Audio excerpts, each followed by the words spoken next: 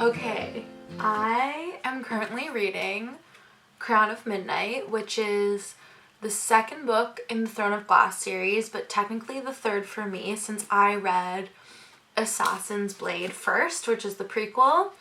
If you know Sarah J. Maas World, you know, you understand. I am on page 342, and I think it's 418, 418 pages. I'm about to read the last, 80 pages, so join me for that because I know shit is gonna get crazy. I literally have chills right now. This book has been such a whirlwind, such a journey. I'm so excited to continue on in this series, but so far I feel like this book has had some real, all the books so far in this series have been amazing for me, but this one in particular is just so much action, so much drama, so much shit's going on, and I don't want to spoil it. Yeah, life's been a little crazy lately. I've truly just been kind of dancing and moving between homework, reading, and yoga and meditation. I've definitely had to take care of myself mentally. This past week has been absolutely nuts. It's only been a week since we lost my cat, which was honestly so devastating and so fucking sad. I had her since I was 10 years old, and I'm 26 now, so it was an end of an era, an end of, a piece of my childhood, and sad, just so sad, but and unexpectedly, and just she was fine until a day and a half before it happened, so it was very, very sudden. But I also feel like maybe it was her way of letting us know that we can grow up now, we can be okay without her. She doesn't need to watch over us anymore, and my initiation into a different chapter of adulthood, and yeah, I don't know. I'm trying not to cry here. So anyway, let's finish this book. I'm so fucking...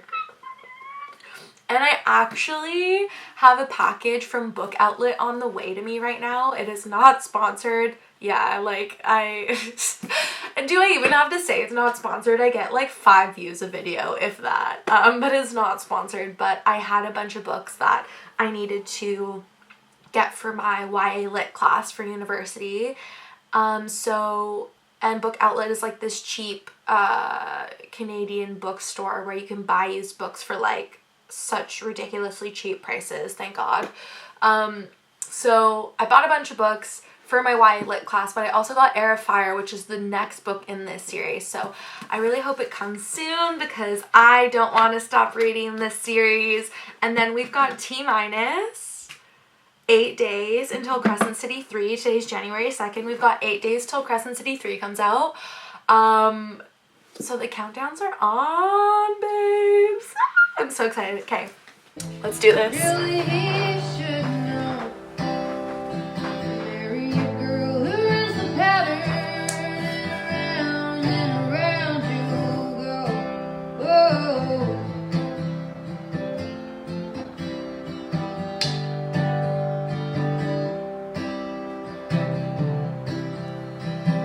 Youngest boy of a legacy family, heavy last name stitched on that sponsor jacket. Black dirt Betty with the burden of... What the fuck? So, I simply could not wait to unbox this package. As you can see, I ripped it to absolute shreds. But I've been waiting for this package for what feels like forever. It's only been 10 days. Oh my god, I ordered January 17th. It's the 27th today. But the reason why I've been waiting for this package for so long is because I ordered off Book Outlet, which is a discounted Canadian bookstore. You get books for so cheap. And I needed a bunch of novels for my young adult literature class at university. But I also ordered Heir of Fire, which was the next book after Crown of Midnight in the Sarah J. Maas Throne of Glass series. So I'm going to unbox this book, and then I'm going to talk a little bit about Crown of Midnight because it's been... I can't remember when I finished it. 5 days ago I finished it, and literally ever since then it felt like forever. I've been non-stop thinking about this world, thinking about what happened next. I went so far as to try and find a free PDF file of the book, and I almost started reading it on my laptop, which is super annoying, but I was like that desperate to figure out what happens next. But I was like, no, I'm not gonna do Sarah J dirty. I'm gonna wait for the goddamn book that I paid for, and I'm gonna be real about this. So let's dive into this haul, and then I'll talk about Crown of Midnight. So as you can see, yes, I fully ripped this to absolute shreds. Just now, my stepmom was like, Janessa, your books are here. And I raced down those stairs. I raced down those stairs like no other. So obviously, the one and only Heir of Fire. Thank you, book gods, for pulling through. I'm so stoked to fucking read this.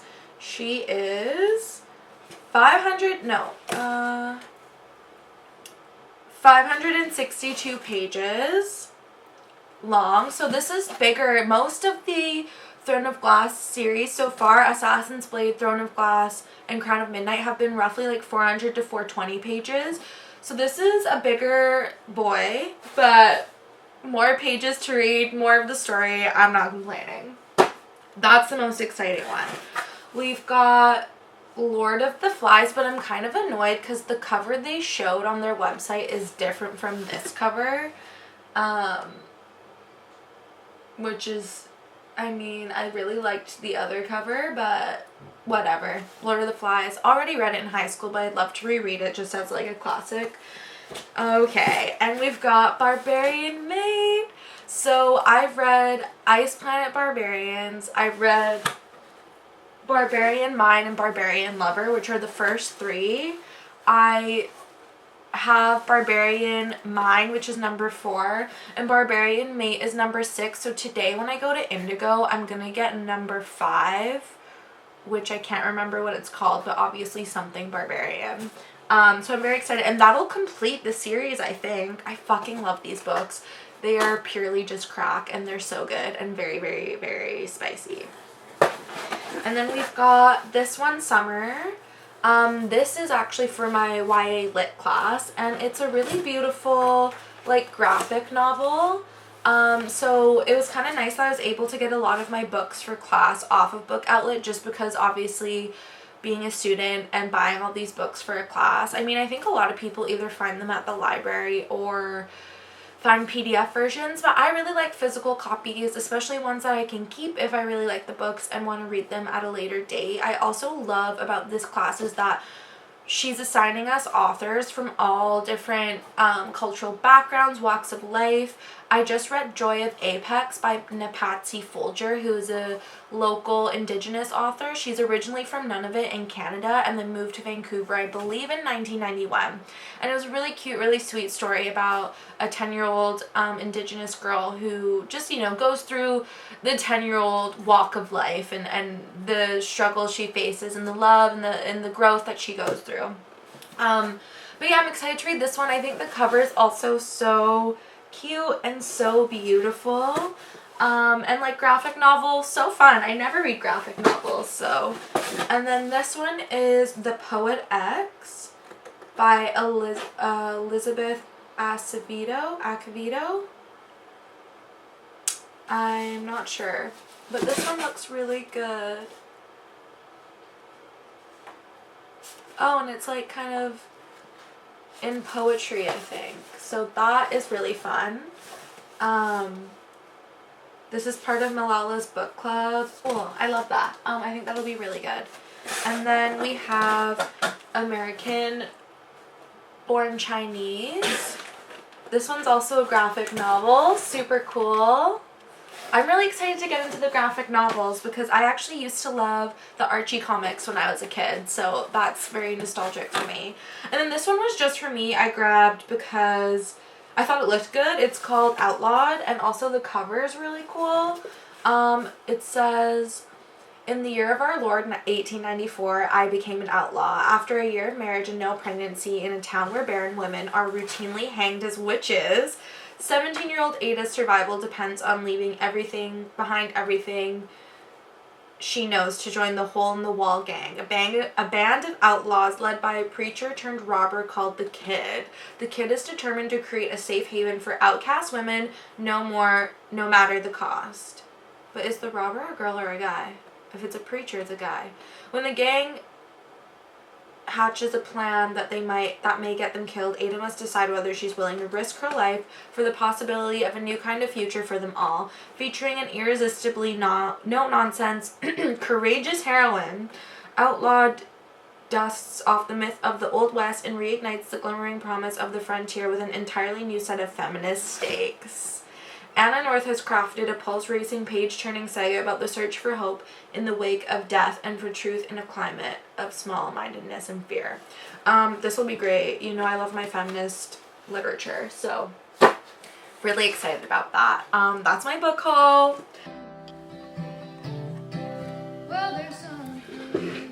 Okay, we're back. It's a completely different day. I did not update you guys on Crown of Midnight, but I wanted to update you on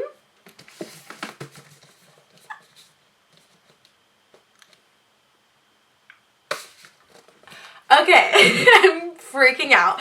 Literally my whole walk home with this in hand was me just very giggly, smiling to myself. Everyone on the street was probably like, what the fuck is this girl on? Because I want some. Just pure joy. Just pure joy. You guys saw last vlog, December, I finished Crescent City 2.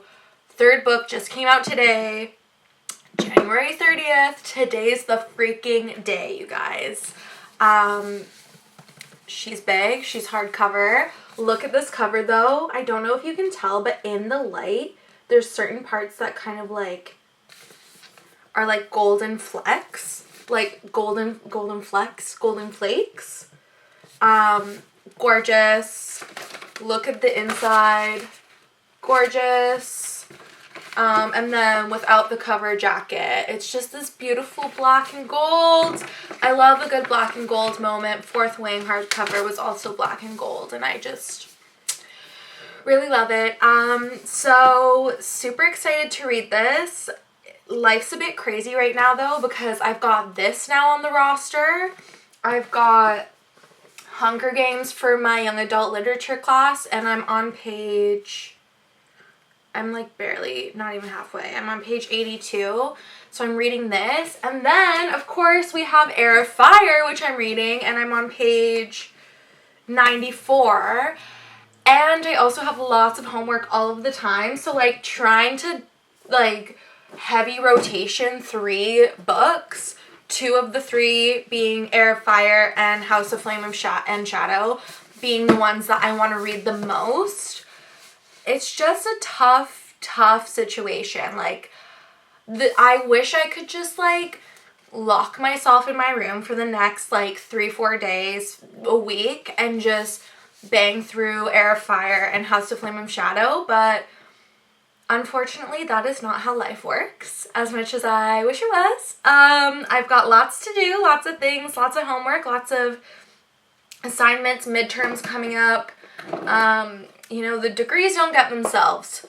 So, that being said, it's going to take me a minute, but also I was thinking about it, like, that's actually kind of a blessing in disguise, because once I finish this book and then the Throne of Glass series, like, that's all the Sarah J. Maas books that I'll get to experience for the first time until something new she publishes comes out. I did read online that apparently she's publishing 7 books this year, this being one of them, being the first of them. Oh my god, I'm on a caffeine buzz. I'm like sweating.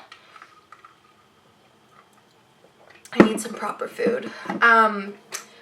So I will get some Sarah J. Maas, but like, you know, once you experience it once, like, you can't re-experience it for the very first time again. Like, you know what happens. The plot twists aren't twists anymore. So I am kind of glad that I'm gonna have to take my time with these books, because, like, I don't want it to end. I also have to be aware, though, because, you know, Instagram and algorithm and stuff, there's gonna be some spoilers online, I feel like. So I really have to avoid those. Even last night, like, even just, like, even though Throne of Glass, the series, was published, like, almost 10 years ago, like, I still see some people, like, talking about stuff in this series that, like, I haven't read about yet, and I immediately just, like, exit the app. Like, I exit the app so fast as if, like, the app is gonna come out and attack me. Like, I'm like, nope, because I just don't want spoilers. My favorite thing about Sarah J. Maas is not only the way she builds worlds and her creative, like, imagination, there's nothing like it, but also the plot twists that she gives us, because as like cringy or silly as it sounds, I never see it coming, and some people can call it, I don't, and I love that, because the more surprised I am, the better experience I have. So very excited about that. But there's a few, speaking of like spoilers though, I want to talk about Crown of Midnight, which is the second, technically the third book in the Throne of Glass series. And I am actually going to be sharing some spoilers, because I wrote down some notes of things that, like, oh yeah, some things that I did not like about the book. Not that I did, like, I love the book, but things that I was, like, angry about. But, like, that's still a good thing. Like, if it evokes emotion, you're doing something right, you know? So this is where the spoilers for Crown of Midnight will start. So if you do not want Crown of Midnight spoilers or any, like, Throne of Glass series spoilers up to Crown of Midnight, just skip ahead. But I'm going to start talking about it. So first of all, end of Throne of Glass, she tells Dorian, like, I'm the king's champion now, so your dad's champion, we can't be together. And then start of Crown of Midnight, she literally starts, like, fucking Cole, which I'm like, first of all, did not see that coming, because I was, sorry, I have a knot that I really need to get out. Because I was rooting for Dorian and Selena, like, obviously from the beginning, because it just made sense. Cole, for some reason, doesn't make sense to me, and I do not like him for Selena. And then after reading Crown of Midnight and their journey together, I especially don't like him for Selena now. But, like, she's gonna make her own choices regardless of my opinion.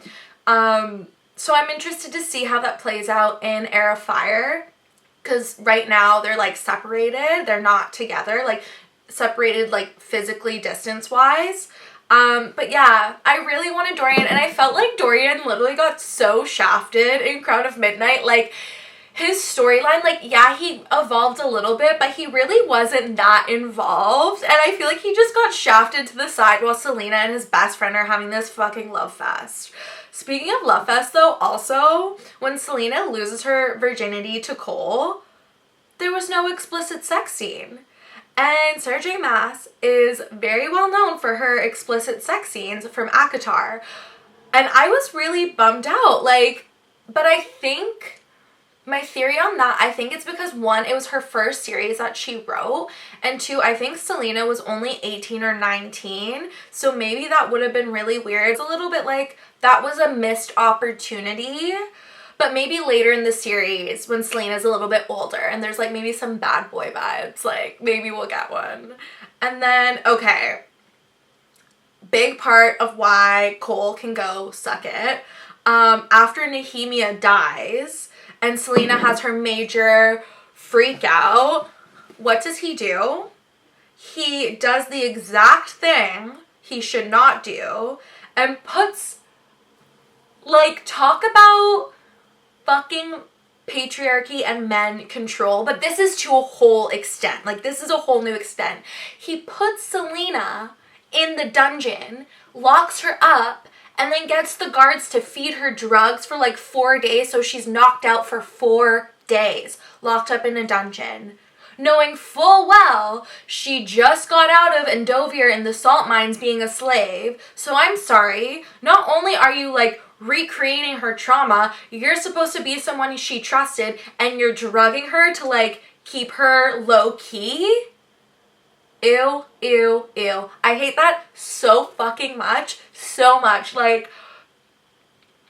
and now she's all, like, not like she forgave him, but, like, she should be more pissed at him than she is, and maybe, again, there's more to unfold in that, but, like, he did the most demonic thing, one of the most demonic things a man can do, to a woman, especially with her past, especially with her trauma, and he knows all this. He knows all this. So those are my qualms with Crown of Midnight, but honestly, I still loved the book, and the ending plot twist of Crown of Midnight had me gasping, as you guys saw me read.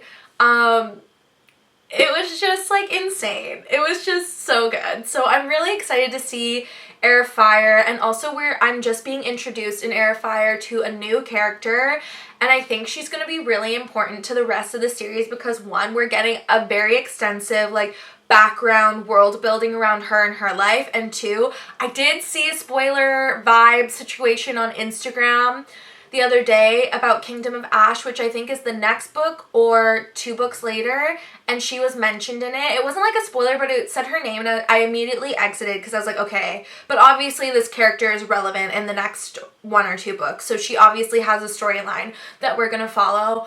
Honestly, I'm so fucking excited, and then I get to start House of Flame and Shadow. Like, this world is too good to me. This world is too good to me. If you're like watching these and you're like, I have no idea what these books are, if you as a kid like ever loved fairies and fantasy and stories and had like stories told to you as a kid, or made up stories or made up games and stuff like about the fairy world and like anything like that, this is like a heightened Mushroom Trip version, one that does make sense most of the time, and with some sexy vibes.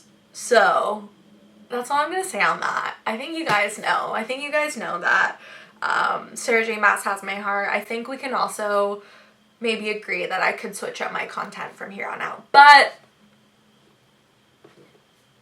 I love her.